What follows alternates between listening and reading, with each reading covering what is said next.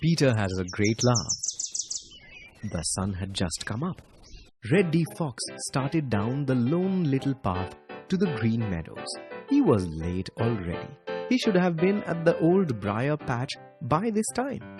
He was afraid now that Peter Rabbit would not be there. When he came in sight of the old briar patch, there sat Peter, right at the edge. "Good morning, Peter Rabbit," said Reddy Fox in his politest manner. "I'm sorry to have kept you waiting.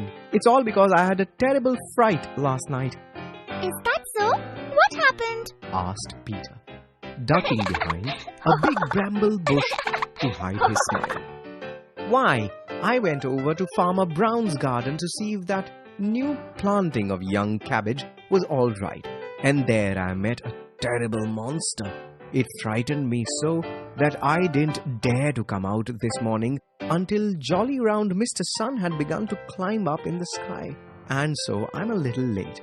Are you ready, Peter Rabbit, to go up to the new planting of young cabbage with me?" asked Reddy in his pleasantest manner. Now, what do you think Peter Rabbit did? Why, Peter just began to laugh. He laughed and laughed and laughed. He lay down on his back and kicked his heels up in the air. Reddy Fox stared at Peter Rabbit. He just didn't know what to make of it. He began to think that Peter had gone crazy. He couldn't see a thing to laugh at. Yet here was Peter laughing away. Finally, Peter stopped and sat up. Did the monster catch you, Reddy Fox?" he asked, wiping his eyes. "No," replied Reddy. "It didn't catch me because I could run faster than it could, but it chased me all the way home."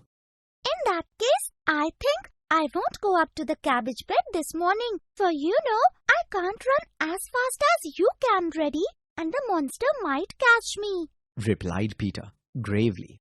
"Besides," he added, "I've had my fill of tender young cabbage, and it was very nice indeed." "What?" shouted Reddy Fox. "Yes," continued Peter Rabbit. "I just couldn't wait till morning, so I went up there early last night. I'm much obliged to you for telling me of it, Reddy Fox. I'm indeed." Reddy Fox thought there was something fishy, but he wanted to find out more, so he managed to smile. He said, "Oh, don't mention it, Peter Rabbit. Don't mention it. But tell me, didn't you meet the monster?" "No," replied Peter Rabbit. And then, do what he would, he couldn't keep sober another minute, but began to laugh just as he had before. "What's so funny, Peter Rabbit? Tell me so that I can laugh," asked Reddy Fox. "Why?" said Peter Rabbit when he could get his breath. "I saw you at Farmer Brown's garden yesterday and hid under Farmer Brown's straw hat. I gave you a fright when I moved under the hat, so I thought I'd make a game of it and chase you."